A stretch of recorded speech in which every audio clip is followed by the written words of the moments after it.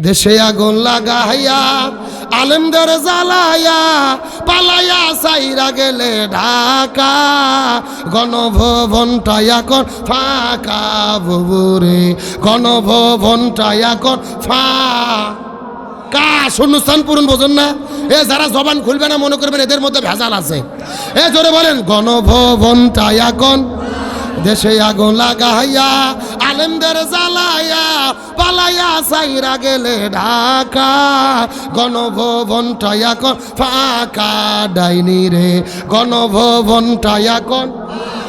গণভবনটা এখন অধিকারের কথা বলেছিলে রাজাকার জনগণ বইজা গেল তুমি বুবু স্বৈরাচার অধিকারের বললে কথা বলেছিলে রাজাকার জনগণ বইজা গেল তুমি বুবু স্বৈরাচার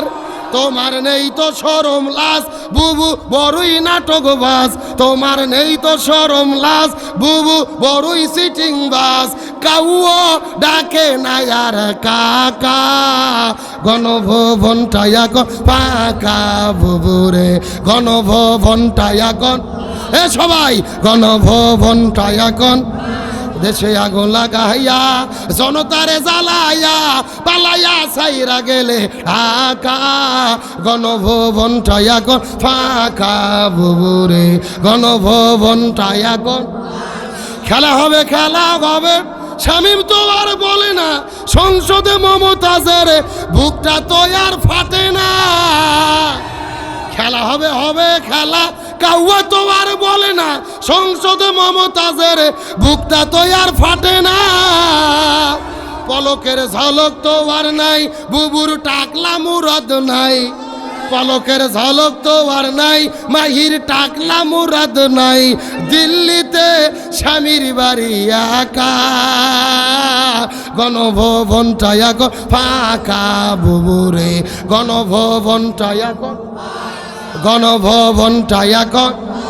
মিথ্যা মামলায় ফাঁসি দিলে সোনার মানুষগুলোরে কত বড় ডাইনি সেজে মায়া নাই তার অন্তরে এ সাতক্ষীরার তৌহিদি জনতা গভীর মনোযোগ কোরআনের পাখি আল্লামা সাইদি মতিউর রহমান নিজামী আব্দুল কাদের মোল্লা সালাউদ্দিন কাদের শাখা চৌধুরী নিরপরাধ মানুষদেরকে ফাঁসির দড়িতে ঝুলাইয়া হাসিনা হত্যা করেছে এদের কোন অপরাধ ছিল না অপরাধ একটা তারা জমিনের ভেতরে কোরআন বিজয়ের আন্দোলন করেছিল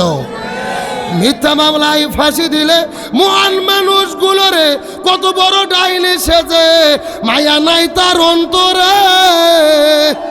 আজও সেই আদালত আছে ফাঁসির দড়িও আছে কবে পাবো বুবু তোমার দেখা অপেক্ষা করছে শুধু ঢাকা দেশে আগুন লাগাইয়া